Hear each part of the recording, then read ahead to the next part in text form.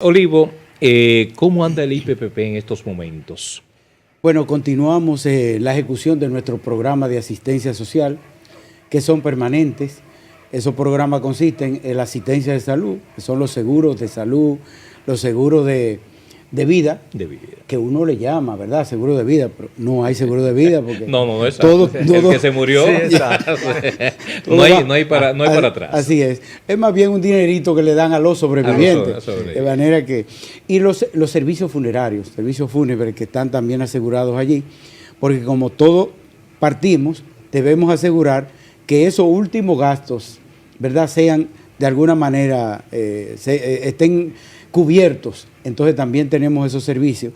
La parte de darle seguimientos a los enfermos para que reciban asistencia médica. Porque muchas veces hay compañeros, hay compañeras o familiares o que no lo quieren recibir en un centro o que no tienen los suficientes recursos para cubrir determinadas atenciones médicas. Entonces ahí tiene que mediar el instituto para lograr que esas coberturas se den.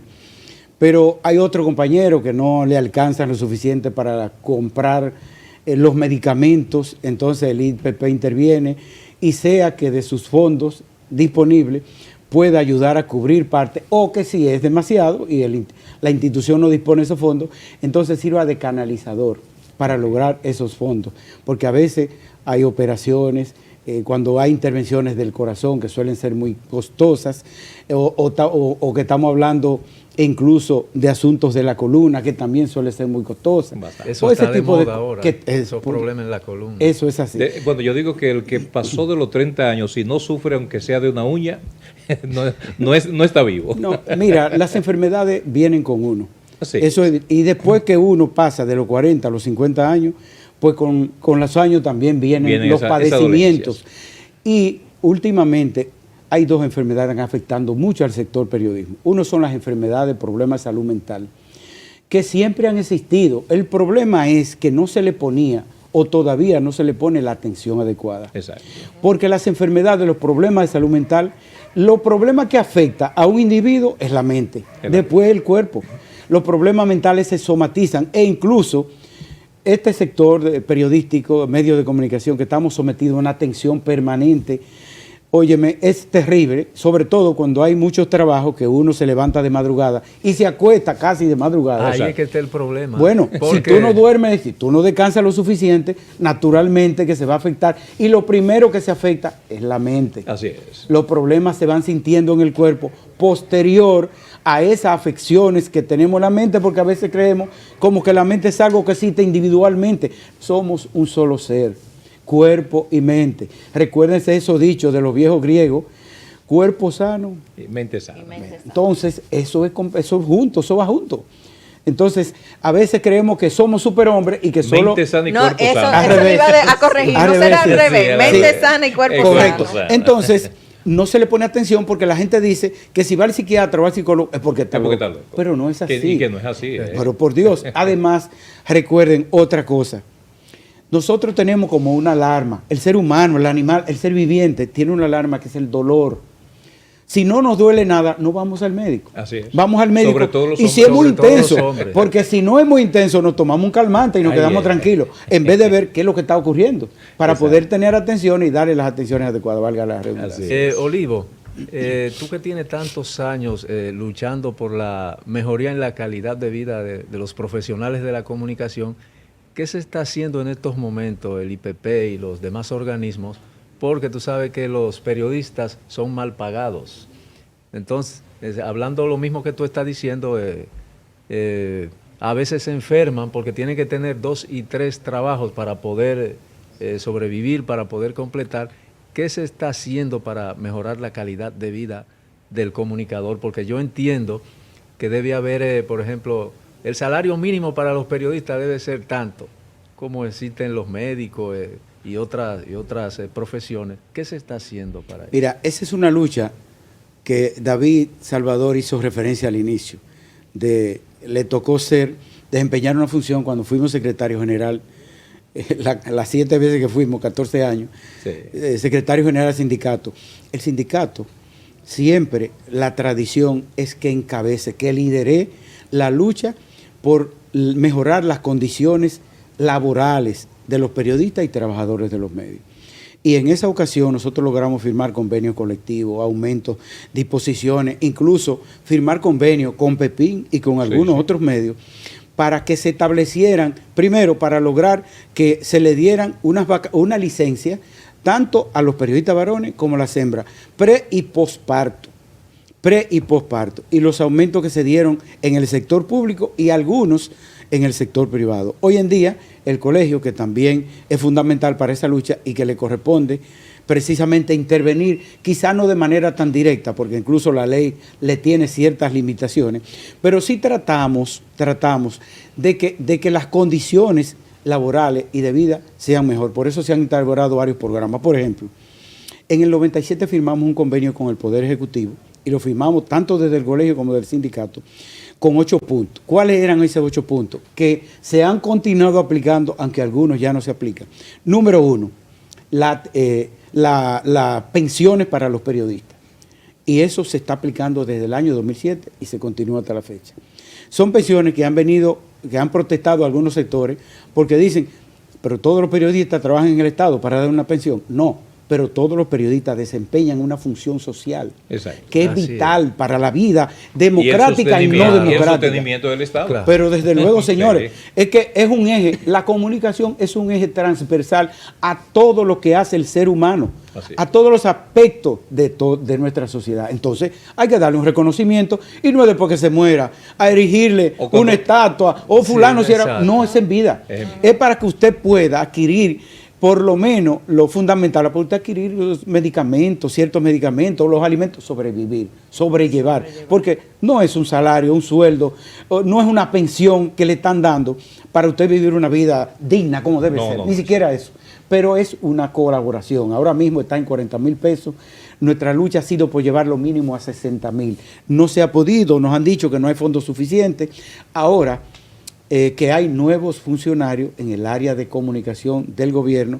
Ya la semana pasada tuvimos un encuentro con ellos, le hicimos una visita para tratar de flexibilizar, de ablandar ese camino, esa trayectoria, ese canal de llegar al presidente de la República. Creo que tenemos una foto por ahí de ese encuentro, más o menos manejable. Señor director, creo que tenemos una foto, ahí está, junto con el próximo candidato o el candidato del Marcelino Vega, o los dos candidatos. Ahí está Gabriel Cruz y está también el profesor Luis Pérez. La idea es, señores, que se nos faciliten las cosas, porque a veces cuando los funcionarios asumen al principio se suavizan, pero después se van endureciendo. Se emborrachan de poder. Eso, y se daña todo. Mira, es una asunto sumamente, en los últimos 2 años fue sumamente difícil. En los primeros 3 años nosotros logramos más de 500 pensiones. Para 300 y tanto para los periodistas y las otras casi 400 para los periodistas y el resto para los locutores. Se puso difícil en los últimos 2 años. Hay un decreto en curso, pero revisando algunas cosas vemos que ese decreto se queda muy pequeñito ante las solicitudes que hicimos. Por eso esa reunión tratamos precisamente de reintroducir esa lista que habíamos sometido en el 2004. Prometieron darnos toda la asistencia, toda la ayuda de cara al presidente para lograr que se den esas pensiones. Ese es un programa digno, es un programa que ayuda y que reconoce, y sobre todo a los periodistas que son más viejos, que padecen de alguna enfermedad, de algún problema de salud y que ya pasan por determinada edad. Esa es la idea y son requerimientos sine qua non para que se den esas pensiones y que los compañeros no transiten los últimos años de su vida por camino tan tortuoso. Eso es parte de los programas que ejecutamos para facilitar un poquito el camino de vida. Y también el programa de la vivienda, que no se puede quedar, porque señores, mire, sea usted joven, sea mediana edad o sea viejo, cuando usted vive en una casa alquilada todo su tiempo y usted se muda a una casa propia, miren señores, el alivio que uno recibe, y lo digo por experiencia propia. Eso es como cuando a un niño le regalan un juguete nuevo. Hermano, usted siente un alivio extraordinario, porque es que usted está obligado. Si usted pagó hoy mismo ya usted debe los siguientes 30 días del mes siguiente. Al otro día ahí mismo. Y aunque usted se mude en una suya, que usted tiene que seguir pagando, usted, porque generalmente comprar una casa acá es para millonarios, ¿verdad? Sí, sí. Hay que tener unos ingresos tremendos. Hay que ser pelotero. Sí. Exacto. O sea, la compramos a crédito, tenemos uno, pero ya es suya. Usted sabe que es suya y que lo que usted está pagando es para usted o para sus hijos, pero usted se quita un peso extraordinario. Así es. Esos dos programas, entre todo lo que llevamos a cabo, son los primordiales y los fundamentales para aliviar un poco las condiciones laborales y de vida de nuestro sector. No, y que además el derecho a una vivienda es un derecho constitucional, o sea, hay que dar facilidad, ¿verdad? El derecho constitucional y es un derecho humano, un derecho fundamental. Por eso es que el Estado está obligado, que a veces lo disfrazan con cosas para formar negocios. Sí, es así. Para propaganda. Exacto. Pero realmente los gobiernos están obligados a invertir para que los que no tienen casa se le otorguen facilidades de acceso a vivienda propia. Licenciado de León, próximamente el Instituto de Prevención y Protección del Periodista va a entrar en la próxima semana a unas elecciones. ¿Cuál es el objetivo de estas elecciones y por qué la importancia para el periodista dominicano? Muy buena pregunta. Miren, el Colegio Dominicano de Periodistas, en sentido general, se verá o está envuelto en un proceso electoral. El próximo viernes, día 29, es el día de las votaciones, es el día de las elecciones, donde aprovechamos para convocar a todos los periodistas, miembros de esta organización, a acudir a votar y que vayan temprano por el hecho de que uno está sometido a situaciones, a eventualidades. Exacto. Y esas eventualidades ocurren sin avisarle a nadie. Viene un temporal de lluvia, lo que sea, ¿verdad? Entonces, vayan, ejerzan ese derecho y ese deber. ¿Cuál es el objetivo? El objetivo es renovar la dirección, Comité Ejecutivo del Colegio Dominicano de Periodistas, el Tribunal Disciplinario del Colegio Dominicano de Periodistas, el Consejo de Administración del Instituto de Previsión y Protección del Periodista, los directivos de la seccional del Distrito Nacional y de todas nuestras seccionales, tanto en el país como en el exterior. Estamos precisados a renovar los liderazgos, las instituciones se envejecen, pero no es la institución en sí, somos nosotros. Exacto. Porque las instituciones somos nosotros, somos los miembros, somos los dirigentes. Si no le damos vida, pues automáticamente... Las siglas no son las siglas. El Colegio Dominicano de Periodistas no es CDP, somos todos nosotros que formamos parte y que nos duele.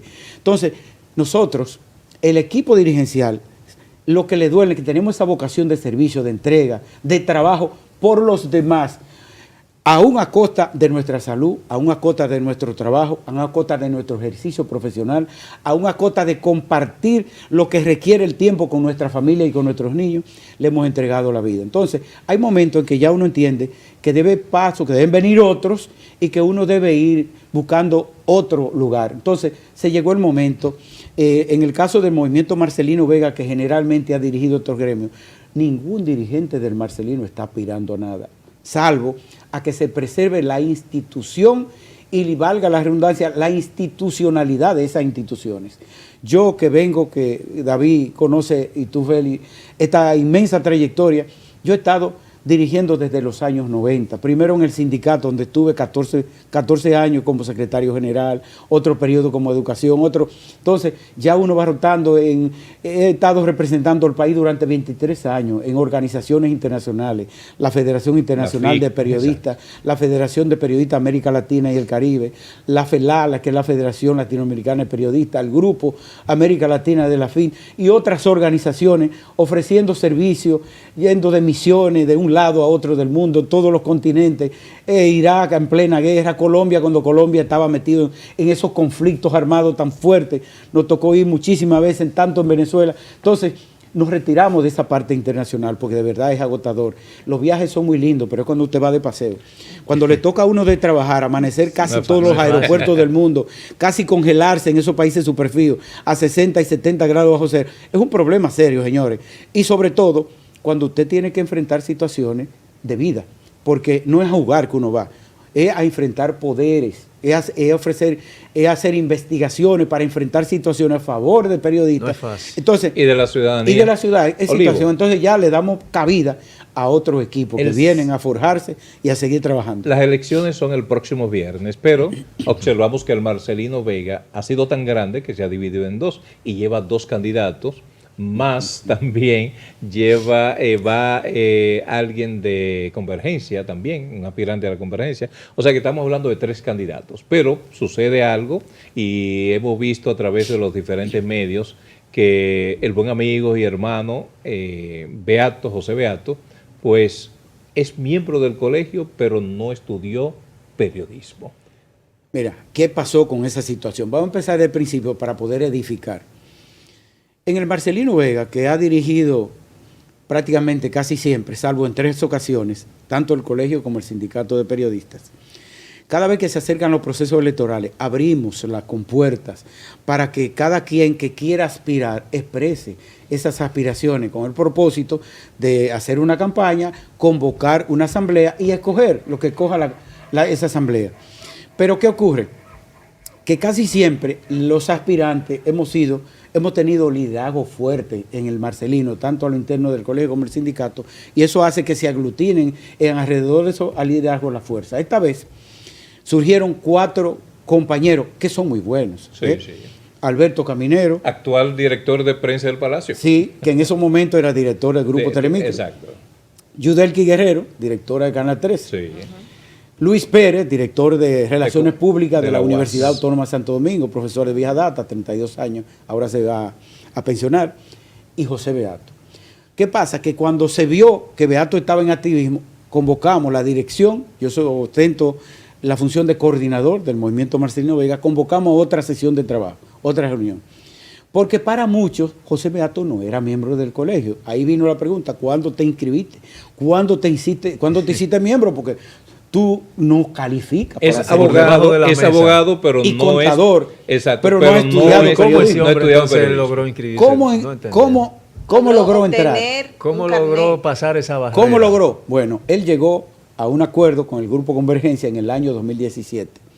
Era candidato el profesor Adriano de la Cruz. No sabíamos nada de eso. Y a cambio de que le dieran entrada. Pasaba el tiempo y no le daban entrada. Antes de Adriano irse, en el año 2019, Adriano empezó en el 2017 y entregó en el 2019, lo admitieron. 4 de 5 firmas que requieren los estatutos, reglamentos de la ley, debe tener el formulario para aceptar a un solicitante nuevo. Ese solamente tiene 4. Ese expediente. Pero bueno, ahí figura como miembro. Entonces nosotros, ¿cuál fue la actitud?